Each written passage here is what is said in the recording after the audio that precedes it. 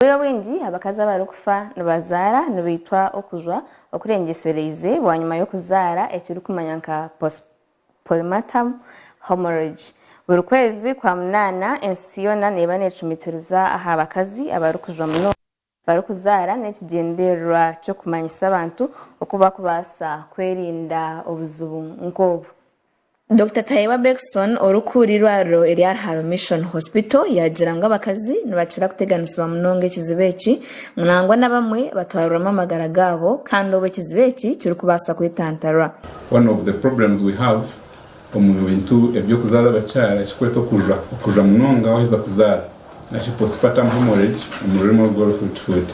Ecyo kintu cyo kuja wamara kuzara n'ikintu kibi munonga ako mu Uganda cyo kicyo kwita abakazi abamara kuzara kandi yamarubwiye bwinje munonga ninga tuba atendinga tu aza tiyabona bujanja bibulungi ninga bumwe kazara nko mu mikono y'abantu batari trained kurungi ninga ukashanga ngo ayino bundi burwira mu birgwe nka pressure ninga nko bundi burwira bukwatire na no kujaninga kazara ukashanga nkanyinenda ngo yabaruka ninga yageraho kwetaterera ikashanga ngo yageraho katiyazi ningo kucheka.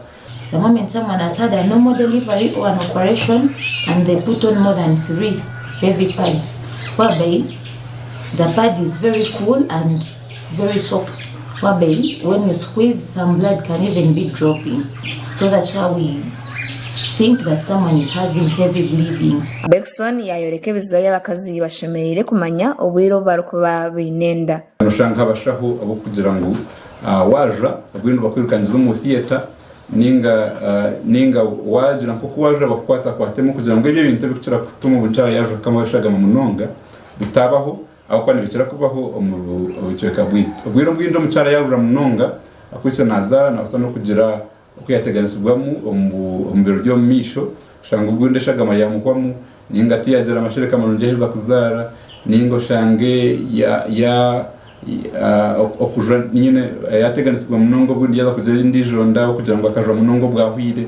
Of course no banzode bapads yakoze muri bo bwire oba yaruka kwijura so kora kumanya ku detectinga ngo ine cyo kizibu cyo kuja nojezaho kumanya echachireta nichi nyinenda yeyo muchebero ba nyinenda yako basa contractinga ekafunda kugira ngo ekwatejo obo busobo kuba nibujo burekera ho kuja oba ninga hineka hi yafuna akasago konkati kaba treated or maybe tubaka repairing muri ezishayizo eziyabanazajamu. Christine Hope we yayoreka uko abashaho bine kugezaho kubanza kwetegereza imbera yo mukazi wenda arukubarumu kwenda kwitantara ebizibu nkebi.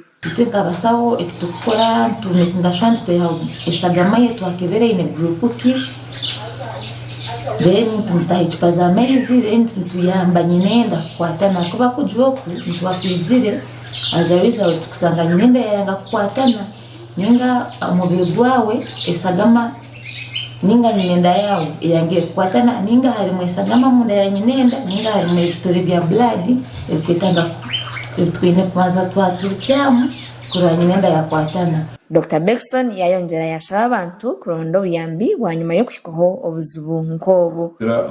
Okushanga ngo bateganisibwa akugira ngo tubahikomye bararo omukiri abo kuba ubwiro bwinje cyituma bacara bafaninga bagira obuzibu no kugira ngo nabo delays nasho kucerererwa ubundi bacerererwa kuzo mu bararo ubundi bacerererwa kuza kwikomye bararo kugira ngo transport means ninga bacerererwa ubahikahirararo bashanga ngo bundi raro rya itatebenkanise kugira ngo bakoreho cyane kwa nikikora so nico turugira ngo ambulance ishimira kwa neberiho abashaho bashimira kwa nibabariho kandi no buhereza irikwa nibiyetagwa imibazi n'ibindi byona bishimira kwa nibabiriho kugira ngo mucyara rukuzara atateganisibwa. Mission Hospital obahati ni janja abakazi abari hagati 12 ahari 15 buri mezana abari kugira kizibeki barga kuzara. Agagasha kwa Job Kato aba Sky TV ya Genshonga. Yebare Job Kato ejo neshonga nkuru byamagara ni chikuru kureba kangu twayecebeza twamanya magara gitu ubwemerere kwenda kubanisa obuzubu nko kugumana ubushikaho ningana ubushika abantu betu